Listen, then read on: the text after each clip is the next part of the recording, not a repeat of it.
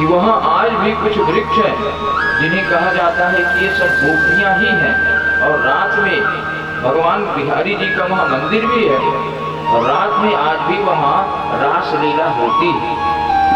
उसकी प्रमाणिकता है कि वहाँ होती है।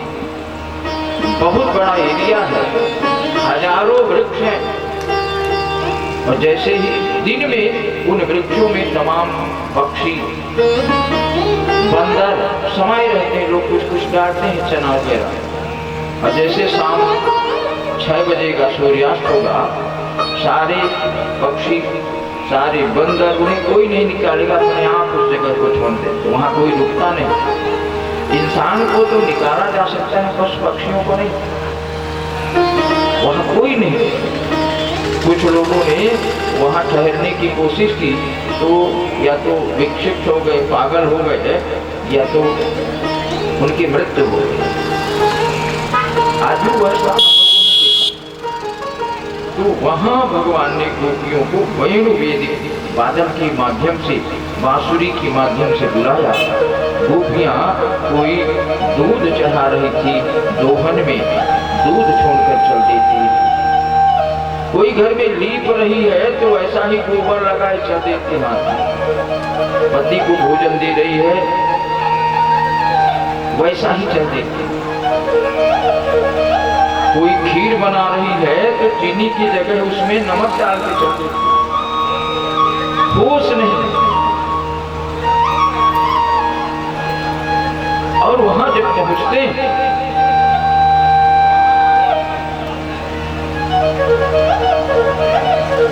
भगवान का स्वरूप देखते हैं। आज गोपियां मंत्र बोलते हैं।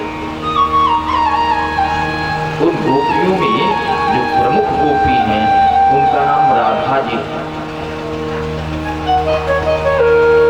भगवान श्री कृष्ण और राधा जी में कहा जाता है कोई अंतर ही नहीं, केवल नाम का अंतर। वेदों में कहा कि राधा भगवान की आह्लादनी शक्ति, स्वयं शक्ति है। भगवान में और राधा में कोई अंतर ही नहीं। राधा कोई अलग से नहीं, वही कृष्ण ही है जो राधा है। जो राधा है वही कृष्ण है। आज आप अभी भी ब्रज में चले जाएं, खासकर वृंदावन में, और वहां की मिट्टी रेतीली है, रेत है उसमें, और रेत उठाएंगे तो उसमें एक रेत काली होगी और एक रेत सफेद होगी। ऐसा कहते हैं कि वहां की कण कण में आज भी राधा कृष्ण का निवास है। भगवान कृष्ण और राधा के बीच विद्वानों ने कहा कि जैसे समुद्र और लहर के बीच फर्क नहीं। गिराय रथ जल बीच सम, कहियत भिन्न भिन्न, बंदो सीता राम पद तिन्हि परम प्रिय भिन्न, तिन्हि परम प्रिय भिन्न। लिखा गिरा अरथ जल बीच सम, कहियत भिन्न भिन्न। जैसे शब्द में और अर्थ में कोई भेद नहीं होता। जल कहने से जल का ज्ञान होता है, जल शब्द में ही उसका अर्थ है, जल जो अक्षर है उसी में अर्थ है। तो जैसे वाणी में अर्थ संयुक्त होता है, आप अलग नहीं कर सकते। जैसे समुद्र ही लहरों के रूप में प्रकट होता है, तो समुद्र को और लहर को आप अलग नहीं कर सकते। जो लहर है वही समुद्र है, जो समुद्र है वही लहर है। समुद्र की ही तो लहर है। तो लहर और समुद्र के बीच में जैसे कोई अंतर नहीं है, वैसा ही अंतर राधा और कृष्ण के बीच में नहीं है। एका ज्योतिर्द्विधा भूता, एक राधा एक माधवम। शास्त्रों ने कहा एक ज्योति द्विधा भूता, दो भागों में बटी, अर्थात एक ही ईश्वर दो भागों में विभक्त हुआ, एक राधा, एक माधवम, एक राधा और दूसरा भगवान कृष्ण। राधा कृष्ण में कोई अंतर नहीं, गोपियों में और भगवान में अंतर नहीं। भगवान तो उन्हें केवल प्रेम की पिपासा,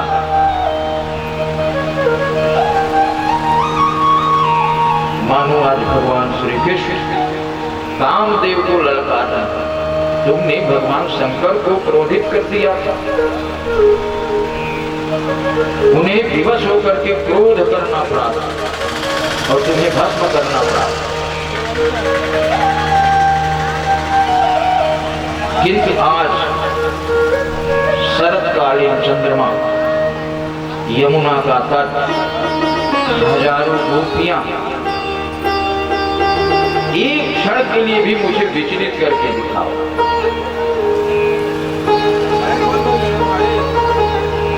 भगवान श्री कृष्ण योगीराज नटवर, मानो कामदेव को भगवान ने कामदेव का अहंकार तोड़ने के लिए रासलीला, ऐसा कुछ विद्वानों का मानना। सारी गोपियां भगवान की बंसी वादन को सुनकर के भगवान की ओर आकर्षित होती है। वो तेरी बंसी पे जय हो जाऊं बलिहार, रसिया मैं तो नाचूंगी, हो मैं तो नाचूंगी तेरे दरबार रसिया, मैं तो नाचूंगी तेरे दरबार रसिया। तेरी बंसी पे जाऊं बलिहार, रसिया मैं तो नाचूंगी तेरे दरबार रसिया, मैं तो नाचूंगी तेरे दरबार रसिया। ओ हो ओ